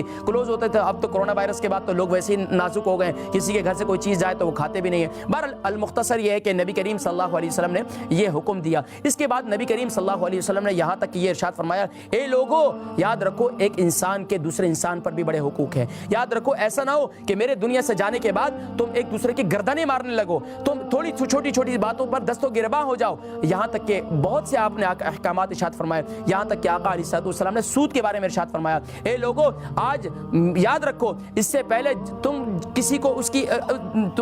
پہلے کسی کو سود پہ پیسے دیتے تھے، تو آج سود کا معاملہ میں ختم کرتا ہوں. اور آقا علیہ الصلوۃ والسلام نے سیدنا عبداللہ ابن عباس رضی اللہ تعالیٰ عنہ فرمایا جاتا ہے کہ وہ پورے بینک تھے تو وہ اپنے پیسے دیتے تھے اور ظاہری بات ہے اس پر پیسے لیتے تھے. تو نبی کریم صلی اللہ علیہ وسلم نے ارشاد فرمایا آج جو ہے میں ان کے سود کو یعنی کہ وہاں سے ختم اس کا آغاز کرتا ہوں. اور یہاں فرمایا کہ تم اب اصلی پیسوں کے مالک ہو، لوگوں کو اصل دو اور یعنی کہ جتنی رقم دو اتنی رقم واپسی لو. اس سود کو حرام قرار دیا گیا. احل اللہ البیع وحرم الربا. اس کے بعد نبی کریم صلی اللہ علیہ وسلم نے اور مختلف جو ہے حجۃ الوداع کے پوائنٹس ہیں ناظرین کرام جو دور حاضر کے اندر اب وقت بہت مختصر ہے کہ میں اس کی طرف اور جاؤں. ناظرین کرام عرفات میں نبی کریم صلی اللہ علیہ وسلم نے 9 ذی الحجہ کو خطبہ ارشاد فرمایا. خطبہ ارشاد فرمانے کے بعد حدیث مبارکہ میں یہ بھی ملتا ہے کہ نبی کریم صلی اللہ علیہ وسلم نے اتنا طویل خطبہ ارشاد فرمایا کہ آقا علیہ الصلوۃ والسلام نے یہاں تک کہ سورج غروب ہو گیا اور آقا علیہ الصلوۃ والسلام دعا کے اندر لگے، گریہ وزاری یہاں کوئی خاص عمل نہیں عرفات کے اندر، صرف دعا ہے، مناجات ہے، اپنے گناہوں کی معافی ہے۔ عرفہ والے دن سبحان اللہ ہم تو نہیں اگر جا سکے، عرفہ کا روزہ رکھیں، فرمایا ایک سال کے پچھلے گناہوں کا، ایک سال آئندہ گناہوں کی معافی کا سبحان اللہ یہ ذریعہ ہے۔ تو سبحان اللہ عرفات کے دن خاص اللہ تبارک و تعالیٰ کی انوار و تجلیات کا نزول ہوتا ہے۔ تو ناظرین کرام ایک تو یہ ہے، دوسرا پھر 10 ذی الحجہ ظاہری بات ہے سورج غروب ہو گیا، اس کے بعد پھر کیا ہے، پھر مزدلفہ کی طرف روانہ تھے، مزدلفہ کی طرف روانہ ہوئے اور آقا نے علیہ الصلوۃ والسلام نے وہاں مغرب عشاء ایک ساتھ پڑھی، یعنی کہ عصر مغرب عشاء وہیں پڑھی، اور اس کے بعد یعنی کہ کیونکہ ہمارے اساتذہ فرمایا کرتے تھے کہ جب تک حج نہ کیا ہو نا اور زکوٰۃ ادا نہ کی ہو تو اس وقت تک حج کے مسائل اور جو ہے یہ حج کے مسائل اور یہ مسائل جو ہے ذہن میں رہتے نہیں ہیں۔ تو ظاہری بات ہے اب تک حج کیا نہیں تو یہ نہیں معلوم کہ مزدلفہ کو، لیکن ذہن میں ہے ماشاءاللہ۔ ظاہری بات ہے ٹریننگ بھی سال میں ایک ہی دفعہ دیتے ہیں، تو ابھی ذہن میں میرے وہ کنفیوژن ہو گئی، بہرحال کیونکہ میں اس تہ کی طرف میں چلا گیا تھا۔ بہرحال پھر مزدلفہ کی طرف چلے گیا اور مزدلفہ میں پھر وہاں قیام کیا، اور اس کے بعد سبحان اللہ پھر جو ہے صبح کے وقت میں 10 ذی الحجہ ہے، اور پھر رمی جمرات ہے، اور سبحان اللہ اول وقت میں فجر کی نماز ادا کرتے ہیں، نماز فجر ادا کرنے کے بعد سبحان اللہ پھر رمی جمرات عقبہ کی طرف چلے گئے، اور پھر وہاں پھر وادی محصر سے نبی کریم صلی اللہ علیہ وسلم نے کنکریوں کا چناؤ کیا، اور وہاں سے وادی محصر سے آج بھی صحابہ رضوان اللہ تعالیٰ علیہم اجمعین، امام بخاری کے بارے میں بھی ہے وادی محصر جو ہے یہ بڑی زبردست، یہاں تک کہ یہ بھی وادی محصر کے بارے میں یہ بھی آتا ہے کہ یہاں ابرہہ کا لشکر جو ہے اس کو اللہ تبارک و تعالیٰ نے جو اس کو یہاں ابرہہ کا لشکر جو زمین بوس ہوا تھا وہ یہی تھا، اور یہاں یہ بھی ہے کہ نبی کریم صلی اللہ علیہ وسلم اس مقام سے جلدی روانہ ہوئے، تیزی سے گئے۔ بہرحال اس میں بھی مختلف اقوال ہے، پھر میں انشاءاللہ کسی موقع پر ذکر کروں گا۔ بہرحال وادی محصر سے کنکریوں کو چناؤ کیا اور وہاں سے گئے، اور پھر جمرہ عقبہ کی طرف وہاں پر نبی کریم صلی اللہ علیہ وسلم نے شیطان کو کنکریاں ماری، اور پھر وہاں سے پھر کیا کیا نبی کریم صلی اللہ علیہ وسلم نے وہاں بھی خطبہ ارشاد فرمایا، اور پھر دعا نبی کریم صلی اللہ علیہ وسلم نے کی، اور اس کے بعد نبی کریم صلی اللہ علیہ وسلم مینا تشریف لائے، اور پھر سبحان اللہ وہاں سبحان اللہ قربانی کی، قربانی کرنے کے بعد سبحان اللہ پھر آقا علیہ الصلوۃ والسلام نے اپنا حلق کیا، اور حلق کی حدیث مبارکہ میں یہ بھی آتا ہے کہ نبی کریم صلی اللہ علیہ وسلم نے اپنے جو ہے بال آدھے بال جو ہے وہ سبحان اللہ صحابہ میں تقسیم کر دیے، اور آدھے بال جو ہے سیدنا ابو طلحہ رضی اللہ تعالیٰ عنہ کو دے دیے، اور سیدنا طلحہ ان کے حوالے سے کبھی میں ذکر کروں گا، بیر طلحہ بیرحا جسے کہا جاتا ہے جو مدینہ منورہ کے اندر ہے، کبھی بھی اس کے حوالے سے میں ذکر کروں گا، کیونکہ ایک ایک بات جب آتی ہے نا میرے ذہن میں واقعہ وہ ذہن میں آ جاتا ہے تو میرا دماغ ادھر ہو جاتا ہے۔ تو ناظرین کرام نبی کریم صلی اللہ علیہ وسلم نے آدھے بال سیدنا ابو طلحہ کو دیے اور آدھے بال جو ہے صحابہ میں تقسیم کر دیے، اور مزے کی بات بتاؤں سیدنا خالد بن ولید رضی اللہ تعالیٰ عنہ کے بعد جو وہ بال آئے تھے، وہ بال کہاں سے آئے تھے؟ وہ سیدنا ابو طلحہ رضی اللہ تعالیٰ عنہ کو منتیں کر کے ان سے لے لیے تھے، اور وہ بال انہوں نے اپنی ٹوپی میں، آپ کو یاد ہے کہ وہ بڑے بڑے مارکوں میں جو سبحان اللہ لڑتے تھے کامیاب ہوتے تھے، فرمایا کرتے تھے یہ منہ مبارک میں صدقہ ہے صلی اللہ علیہ وسلم۔ تو یہ منہ مبارک جو ہے صلی اللہ علیہ وسلم نبی کریم صلی اللہ علیہ وسلم کہ آج بھی ملتے ہیں، لیکن اب یہ ایک معاملہ یہ بھی ایک معاملہ ہے کہ آج تو ہر بندے کے پاس منہ مبارک ہے، اس کی زندگی دیکھو تو دین سے دوری ہے، اس نے منہ مبارک رکھے ہوئے۔ پھر میں کسی موقع پر اس کا ذکر کروں گا کہ منہ مبارک کی اصلی اور کیا معاملہ ہے۔ بہرحال نبی کریم صلی اللہ علیہ وسلم نے منہ مبارک وہ تقسیم کیا، اور اس کے بعد صحابہ رضوان اللہ تعالیٰ نبی کریم صلی اللہ علیہ وسلم نے اپنے 100 اونٹ کی قربانیاں کی۔ 100 اونٹ کی قربانیاں نبی کریم صلی اللہ علیہ وسلم کی طرف سے تھی، اور 63 جو ہے، اور حدیث مبارکہ میں یہ بھی آتا ہے کہ اونٹ جو ہے وہ آپس میں لڑ رہے تھے کہ میں پہلے قربان ہوں گا نبی کے قدموں میں صلی اللہ علیہ وسلم۔ تو بغیر باندھے بغیر کچھ کیے نبی کریم صلی اللہ علیہ وسلم ان کو نحر کر رہے تھے۔ نحر الحمدللہ میں نے پچھلے سال کیا پاکستان، تو یہ بھی میں نے سنت زندگی نحر جو ہے وہ ان کو کھڑے کھڑے جو ہے وہ نحر کیا جاتا ہے، تو نبی کریم صلی اللہ علیہ وسلم نے ان کو نحر کیا، اور پھر 63 اونٹ کیے، اور اس کے بعد سیدنا علی رضی اللہ تعالیٰ کو فرمایا کہ آپ ان کو ذبح کر دیں، اور پھر فرمایا کہ علی اس کے ہر گوشت ہر جانور کے ہر بوٹی جو ہے ہر یعنی کہ مختلف کھانے پکائے گئے، فرمایا کہ سب میں ڈال دی جائے، اور پھر آقا علیہ الصلوۃ والسلام نے ازواج مطہرات کی طرف سے فرمایا کہ ایک گائے ذبح کروائی، ایک گائے ذبح کروائی، اور پھر وہ گوشت وغیرہ سب نے کھایا، اور ماشاءاللہ نبی کریم صلی اللہ علیہ وسلم نے باقی فرمایا کہ صحابہ کو تقسیم کر دیں، اور باقی مساکین میں اور صحابہ میں تقسیم کر دیے گئے۔ اور پھر اس کے بعد سبحان اللہ یعنی کہ 10 ذی الحجہ ہے، اور 10 ذی الحجہ پھر آقا علیہ الصلوۃ والسلام اس کے بعد جو ہے طواف کے لیے تشریف لائے، طواف کیا، اور پھر سبحان اللہ حجر اسود کا بوسہ دیا، اور وہاں مقام ملتزم یہ بھی آتا ہے کہ آقا علیہ الصلوۃ والسلام نے 10 ذی الحجہ کو بھی اور 11 ذی الحجہ کو بھی آقا علیہ الصلوۃ والسلام نے سبحان اللہ اپنا چہرہ انور جو ہے ملتزم کے ساتھ لگایا، اور اپنے سیرے مبارک لگایا اور کھڑے رہے۔ حدیث مبارکہ میں آتا ہے کہ نبی کریم صلی اللہ علیہ وسلم کیا کہہ رہے تھے، اللہ رب العالمین سے کیا ہم کلام ہوئے۔ اللہ کا گھر ہے نا، اللہ کی چوکھٹ ہے، ہاں کیا ہے وہ ایک اشعار میرے ذہن میں آ رہے ہیں، انشاءاللہ ناظرین کرام پھر ہم ذکر کریں گے۔ بہرحال پھر یہاں پر 11 ذی الحجہ کو بھی نبی کریم صلی اللہ علیہ وسلم نے خطبہ دیا، پھر رمی جمرات کیے گئے، پھر 12 کو بھی، پھر اس کے بعد جو ہے مزید پھر نبی کریم صلی اللہ علیہ وسلم مدینہ منورہ کی طرف تشریف لے گئے۔ پھر یہاں بھی بہت سے واقعات رونما ہوئے، مسجد تنعیم، مسجد عائشہ کا، سیدنا ام عائشہ صدیقہ رضی اللہ تعالیٰ۔ ایک کالر ہیں جن کو شامل کرتے ہیں۔ السلام علیکم۔ جی قاری صاحب وعلیکم السلام۔ جی کون اور کہاں سے؟ جی میں لندن سے بول رہی ہوں۔ جی کیا نام ہے؟ آپ نے بڑی اچھی وضاحت کر رہے ہیں حج کے بڑے خوبصورت دنوں کی یادیں بھی ہیں، اور بی بی آمنہ کے جو چشم مبارک سے جو اولاد اللہ تعالیٰ نے ہمیں بخشی، اس کی آپ نے ساری روشنی ہمیں دکھائی ہے، تو اب رہا نہیں جاتا، دعا یہ کریں، اس لیے میں نے کیا کہ ہمیں اللہ تعالیٰ دوبارہ ہم سب کے لیے یہ دروازے کھلے، ہم اپنے پھر جا کے ان یادوں کو رپیٹ کرائیں۔ تو فرمایا آپ حضرات بھی کہ اللہ تبارک و تعالیٰ نبی کریم صلی اللہ علیہ وسلم کی سچی محبت اور کامل اتباع، ہم نبی کریم صلی اللہ علیہ وسلم کی جتنی اتباع کریں گے، نبی کی اداؤں کو اپنائیں گے۔ سچی بات تو یہ ہے کہ اگر دیکھا جائے کہ ہمارے پیارے نبی صلی اللہ علیہ وسلم کی 13 سالہ مکی دیکھیں، زندگی دیکھیں، مدنی دور دیکھیں، تو آج کے دور کے اندر ہم دین کے راہ میں کیا مشقتیں اٹھاتے ہیں؟ کوئی مشقتیں نہیں ہیں، اس کے باوجود بھی ہم دین سے دور ہیں، تو ہمیں دین کو اپنانے کی ضرورت ہے۔ تو انشاءاللہ نبی کریم صلی اللہ علیہ وسلم ضرور ہمیں بلائیں گے اپنی بارگاہ میں انشاءاللہ۔ اپنی دعاؤں میں یاد رکھیں۔ بہت شکریہ آپ کی محبت، اللہ سلامت رکھے، بہت شکریہ۔ جی کالز ہیں؟ ناظرین کرام میں انتہائی معذرت خواہ ہوں کہ آپ حضرات جو ہے کالز کر رہے ہیں اور لائن پر جو ہے آپ کی کال جو ہے وہ لے نہیں رہا، اس وجہ سے کہ دل چاہ رہا ہے کہ آج بس آپ لوگوں کی کال آتی رہتی ہیں ماشاءاللہ، میں تو بزی رہتا ہوں آپ کی کالز کے اندر ہی، تو انشاءاللہ اب اس سے بعد جو ہے نا رات گئے تک انشاءاللہ میری آپ کی جو ہے انشاءاللہ کالز ہی لوں گا انشاءاللہ۔ لیکن ناظرین کرام ایک کالر ان کو شامل کر لیں۔ جی السلام علیکم۔ وعلیکم السلام ورحمۃ اللہ وبرکاتہ۔ جی ماشاءاللہ لگتا یہ ہے کہ زبیری صاحب ہیں۔ جی بسم اللہ، صاحب نہیں جو بھی آپ کا خادم ہوں۔ نہیں اللہ سلامت رکھے، اور خیریت سے آپ ٹھیک ہیں؟ آپ کا پروگرام بہت ضروری، جس طریقے سے آپ ایکسپلین کرا رہے ہیں، یقین کریں کہ میں نے پہلا حج جو کیا 1988 میں یہ سمجھتا ہوں کہ اس وقت چونکہ ہمارے ساتھ کوئی آدمی نہیں تھے، بتانے والے نہیں تھے، مساجد میں اس کا بھی کوئی انتظام نہیں تھا، تو میرے خیال میں وہاں بہت سارے مناسک ہم سے چھوٹ گئے۔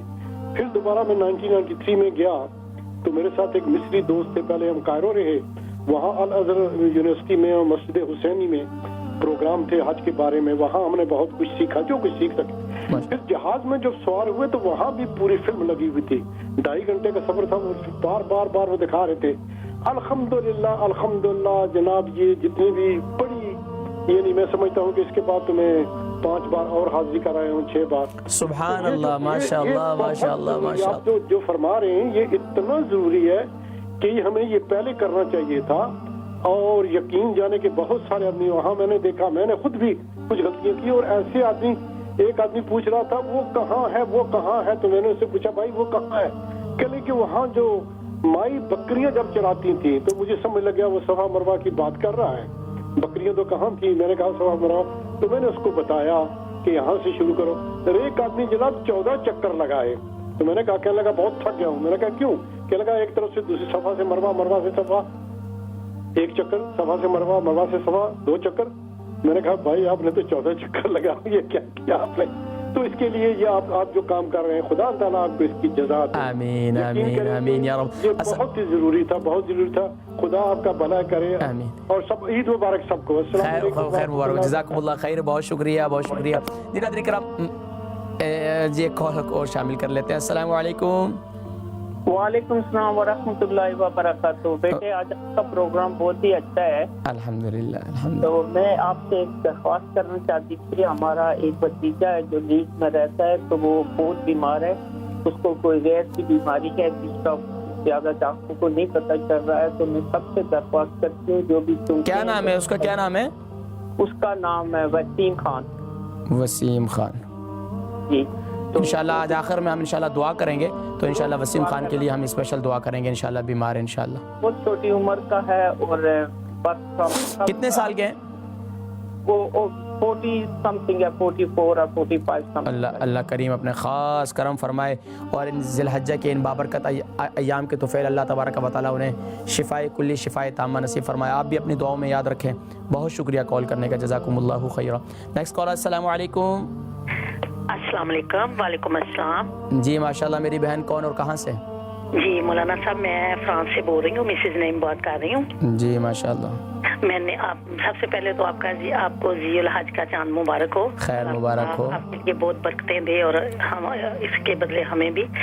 اور مولانا صاحب میں نے پوچھنا تھا کہ مجھے پتا چلا کہ جو ہمارے بزرگ والدین وفات پا چکی ہیں ان کی ہم قربانی نہیں کر سکتے نا, تو کیا آپ مجھے یہ بتائیں کہ ہم جو ہمارے والدین دادا دادی میری ماما پاپا فوت ہو چکی ہیں ہم ان کے نام کی قربانی کر سکتے ہیں؟ بالکل کر سکتے ہیں. دیکھیں ہمارے پیارے نبی صلی اللہ علیہ وسلم نے, میں نے بھی سفر حج بیان کیا, نبی کریم صلی اللہ علیہ وسلم نے 100 قربانیاں کی, 63 اپنے ہاتھ سے کی. تو یہ امت کی طرف سے بھی قربانیاں کی نبی کریم صلی اللہ علیہ وسلم نے. تو اس سے یہ پتہ چلا کہ اپنے آباء و اجداد کی طرف سے سبحان اللہ ان کے ایصال ثواب کے لیے قربانی کر سکتے ہیں. ٹھیک ہے. کیسے کرتے ہیں؟ یعنی کہ ان کے لیے ان کے نام پر قربانی کے پیسے دیتے ہیں. دیکھیں یہاں UK یورپ میں اور اس کے علاوہ آپ پاکستان میں جہاں کہیں بھی آپ جانتی ہیں تو وہاں ان کی طرف سے ان کے نام سے قربانی کر دیں. یا اللہ یہ قربانی جو میں پیش کر رہی ہوں یہ تیری رضا تیری خوشنودی کی خاطر, لیکن یا اللہ اس کا ثواب جو ہے میرے فلاں عزیز, میرے والد صاحب, میری والدہ صاحبہ یا یا حضور اکرم صلی اللہ علیہ وسلم کی تمام امت کو ایصال ثواب کر دیں. ٹھیک ہے. بہت شکریہ کال کرنے کا. Next caller. السلام علیکم. وعلیکم السلام رحمۃ اللہ وبرکاتہ. جی ماشاءاللہ. کون اور کہاں سے؟ جی میں لندن سے بول رہی ہوں. ماشاءاللہ. کیا نام ہے؟ میں نے نام بتانا چاہتی. اچھا ٹھیک. اچھا بیٹے میرا چھوٹا سا سوال ہے, یہ جو قربانی کرتے ہیں جینٹس جو فیمیل ہے, جی ٹھیک ہے, وہ نا ناخن نہیں کاٹنے اور بال نہیں کاٹنے, شیو کر سکتے ہیں کہ نہیں کر سکتے؟ دیکھیں یہ مستحب عمل ہے. مستحب عمل یہ ہوتا ہے کریں تو ثواب ہے, نہ کریں تو گناہ نہیں ہے, پکڑ کوئی نہیں ہے. اب اس میں بھی سمجھنے کی باتیں ہیں. ایک شخص ہے اس نے قربانی کی نیت کی ہے, اب اس نے قربانی کرنے کی نیت کی ہے تو اب اس نے قربانی سے چاند نظر آ گیا, اس کو پتہ ہی نہیں تھا, اس کے بال بڑے ہوئے ہیں, اس کے زیر ناف زیر بغل بال اور ناخن اس کے بڑے ہوئے ہیں. اب اس کے بال اتنے بڑے ہوئے ہیں کہ اس پر ضروری ہے کہ اس کی صفائی کرنا, تو اگر 40 دن سے زیادہ ہیں تو وہ گناہگار بھی ہوگا. تو اب اس پر واجب ہے کہ وہ صفائی کرے نہ کہ مستحب عمل کو اختیار کرے. تو ہمارے لوگ بس اوقات یہ کہتے ہیں کہ اب ہم قربانی کر رہے ہیں تو اب ہم یہ کریں, تو اب ناخن بھی بڑے ہوئے ہیں, بہت بڑے بڑے ناخن ہو گئے, اچھا اب جو ہے باقی صفائی ہے. تو یہ ذہن میں رکھیں. اب ان کے لیے ضروری ہے کہ اگر بال بہت زیادہ بڑے ہیں تو صفائی کرنا ان پر ضروری ہے, نہیں تو وہ گناہگار ہوں گے. اور اس کے علاوہ اگر کریں تو ثواب ہے, نہ کریں تو کوئی حرج نہیں ہے, کوئی مستحب عمل ہے. ٹھیک ہے. بس ایک اور کالر. السلام علیکم. جی السلام علیکم. وعلیکم السلام ورحمۃ اللہ وبرکاتہ. جی ماشاءاللہ ماشاءاللہ ماشاءاللہ. ہماری مسز حسن ماشاءاللہ. خیریت سے ہیں آپ؟ ٹھیک ہیں؟ اللہ کا شکر ہے بیٹا. بڑے مدتوں کے بعد, بڑے عرصے کے بعد آپ کی آواز سننے کو ملی. میں نا یہ سن رہی تھی آپ کا بیان, اچھا سن رہی تھی تو رو رہی تھی ساتھ ساتھ. اتنا پیارا آپ کر رہے ہیں پروگرام, تو میں تو سخت ہو گئی. اللہ کا تبارک و تعالیٰ آپ جیسی محبت ہم سب کو بھی نصیب فرمائے اور ہمارے دلوں کی کیفیت ایسی فرما دے کہ دعاؤں میں یاد رکھیں. انشاءاللہ ضرور. آپ بھی دعاؤں میں یاد رکھیں. اللہ کریم آپ کا سایہ شفقت سلامت رکھے اور آپ جیسی محبت حرمین شریفین سے اللہ کریم ہمیں بھی نصیب فرمائے اور ہمارے دل کی دنیا کو اللہ کریم آباد فرمائے. بہت شکریہ, بہت شکریہ. اللہ حافظ. آپ کی طبیعت کیسی ہے؟ میں ٹھیک ہوں, اللہ کا شکر ہے. بس یہ پروگرام سن رہی تھی نا تو میں بے جان ہو گئی. کیا بات ہے, حرمین شریفین کی تو کیا بات ہے نا. بس جو حالات زندگی میرے نبی نے گزارے ہیں وہ تو ہم پہ تو ایک بھی وہ ایسی مصیبت نہیں آئی. اس کے باوجود بھی ہمارے دین سے دوری ہے. اللہ اکبر. دعا فرمائیں کہ اللہ تبارک و تعالی امت مسلمہ کو, سب سے پہلے مجھے اور اس کے بعد ہم سب کو جو ہے دین متین پر استقامت اور دین پر چلنے کی توفیق نصیب فرمائے. آمین آمین. بہت شکریہ, آپ کی آواز سنی بہت خوشی ہوئی. جزاکم اللہ خیر و احسن الجزاء. تو ناظرین کرام دیکھیں آقا علیہ الصلوۃ والسلام نے, میں اصل میں تھوڑا سا وادی عتیق اور وادی محصر اور اس کے میں تھوڑا سی وادی بطحہ, اچھا تھوڑا سا میں آپ کو یہ بتاتا ہوں. دیکھیں صرف میں سیدنا عائشہ صدیقہ رضی اللہ مقام صرف ہے وادی صرف، یہاں پر سیدنا عائشہ صدیقہ رضی اللہ تعالیٰ عنہ کو خواتین کے وہ بیماری جو منتھلی ایام ہے یہاں پہنچی، تو سیدنا عائشہ صدیقہ رضی اللہ تعالیٰ عنہ کو شرعی عذر جو ہے لاحق ہوا، اب بہت پریشان ہوئی اور رونے لگی. آپ صلی اللہ علیہ وسلم کی تشریف لائیں، آپ صلی اللہ علیہ وسلم خیمے میں تشریف لائے تو ان کو روتا دیکھ کر پوچھا کہ کیا پریشانی ہے، تو کہنے لگی یا رسول اللہ صلی اللہ علیہ وسلم میرا تو سفر بیکار ہو گیا، حج کا وقت قریب آیا اور مجھے ایام شروع ہو گئے. آپ صلی اللہ علیہ وسلم نے ان کو تسلی دی اور فرمایا یہ ساری ہی خواتین کو یہ عذر پیش آتا ہے، اس میں پریشانی کی کوئی بات نہیں، اللہ کی طرف سے ہے. اور یہ حدیث مبارکہ صحیح بخاری کے اندر ہے، کتاب الحیض کے اندر جو ہے، اور یہاں تک کہ پورا ایک باب امام بخاری رحمہ اللہ نے اس کا باندھا ہے. بہرحال مقام صرف میں پہنچ کر صحابہ رضوان اللہ تعالیٰ علیہم اجمعین نے جو قربانی نہیں لائے تھے وہ مکہ مکرمہ پہنچ کر عمرے کا احرام اپنا کھول دیں، اور یہاں تک کہ حج تمتع وغیرہ. بہرحال میں یہاں ذکر کرنا مقصد یہ ہے کہ اس کے بعد دیکھیں آج امت مسلمہ کے لیے بہت سے ایسے لوگ ہیں جو جورانہ سے مسجد جورانہ سے عمرہ ادا نہیں کرتے، تھوڑا سا دور ہے مسجد عائشہ سے. اکثر لوگ ہم جتنے حنفی ہیں ہمارے لیے یہ میقات ہے، اور ماشاءاللہ اکثر جو ہے ماشاءاللہ مسجد تنعیم جاتے ہیں، مسجد عائشہ جاتے ہیں، وہاں سے احرام باندھ کے ماشاءاللہ عمرہ کر کے آ جاتے ہیں، مزے لوٹتے ہیں ماشاءاللہ. ہر 2-2.5 گھنٹے میں ماشاءاللہ ایک عمرہ ہو جاتا ہے ماشاءاللہ، دن میں 2-3 کتنے عمرے کرتے ہیں ماشاءاللہ، یہ سعادت ہے. اور پھر ایک کالر کو شامل کرتے ہیں. السلام علیکم. وعلیکم السلام ورحمۃ اللہ. جی ماشاءاللہ، کون اور کہاں سے؟ میں جمیل بات کر رہا ہوں کلفوٹ لندن سے. جی ماشاءاللہ جمیل بھائی، خیریت سے؟ آپ ٹھیک ہیں؟ بس شکر اللہ کا. آپ نے عرفات کی یاد دلا دی، بس رونا شروع کر دیا آپ نے. اور بس دعا کرتے ہیں تمام امت کے لیے، اللہ تعالیٰ مسلم امت کو بھی ہمیں سب کو وہ نصیب کرے، اور اللہ تعالیٰ ایمان کی حالت رکھے اور ایمان کی حالت موت نصیب کرے. آمین آمین. بس آپ کا شکریہ ادا کرنا تھا کہ آپ نے یہ جو بڑا سینٹیمنٹل انداز میں بیان کیا ہے، اللہ قبول کرے. آمین اللہم آمین. اللہ خیر. السلام علیکم. وعلیکم السلام. ناظرین کرام، میں عرفات کے حوالے سے بھی ذکر کرتا ہوں. عرفات میں دیکھیں 9 ذی الحجہ، اب نبی کریم اچھا عرفات کو عرفات کیوں کہتے ہیں؟ اس میں مختلف اقوال میں نے ذکر کیا، جیسے قول کی ذکر کیا، حضرت آدم علیہ السلام اور حضرت حوا سلام اللہ علیہ کی آپس میں جو ہے وہ پہچان ہوئی، چلتے چلتے یہاں پر آئے اور ایک دوسرے کو پہچانا عرفات میں، اور اس کا نام عرفات پڑ گیا. ایک یہ ہے کہ جبریل امین نے یہاں پر حضرت ابراہیم علیہ السلام کو حج کے احکام سکھائے، اور پھر ان سے پوچھا حل عرفت، کیا آپ نے پہچان لیا؟ ابراہیم علیہ السلام نے فرمایا کہ عرفت، جی ہاں میں سمجھ گیا، اور اس کا نام اس کے بعد عرفات پڑ گیا. یہاں تک کہ ابن عباس رضی اللہ تعالیٰ عنہ فرماتے ہیں کہ یہاں آ کر لوگ اپنے گناہوں کا اعتراف کرتے ہیں، اور اسی لیے اس کا نام عرفات ہے. اور اس کے علاوہ بھی بہت سے وادی محصر، وادی ارنا، مسجد نمرہ، مسجد خیف اور مزدلفہ میں مختلف واقعات. اچھا میں تھوڑے سے اور واقعات جو ہے کچھ رہ گئے، میں اس کے حوالے سے آپ حضرات کو ذکر کرتا ہوں، اور کیونکہ ہمارے پاس صرف اور صرف 5 منٹ باقی ہیں جلدی سے. یہ بہت زبردست ہے ناظرین کرام. دیکھیں اچھا عرب جو ہے بڑے شعر خوان، مطلب حدیث خوان تھے، اور وہاں مطلب شعر پڑھنا، بڑے ترنم سے پڑھنا. جب یہ قافلہ نکلا تو صحابہ میں نبی کریم صلی اللہ علیہ وسلم نے حدیث خوان جو ہے ان سے پوچھا، یعنی اونٹوں کے قافلے میں عرب کے یہاں ترنم سے اشعار پڑھنے کا بڑا شوق تھا، اور اس میں جو ہے وہ سفر کو خوشگوار بنانے کے لیے، سفر کو بہتر بنانے کے لیے.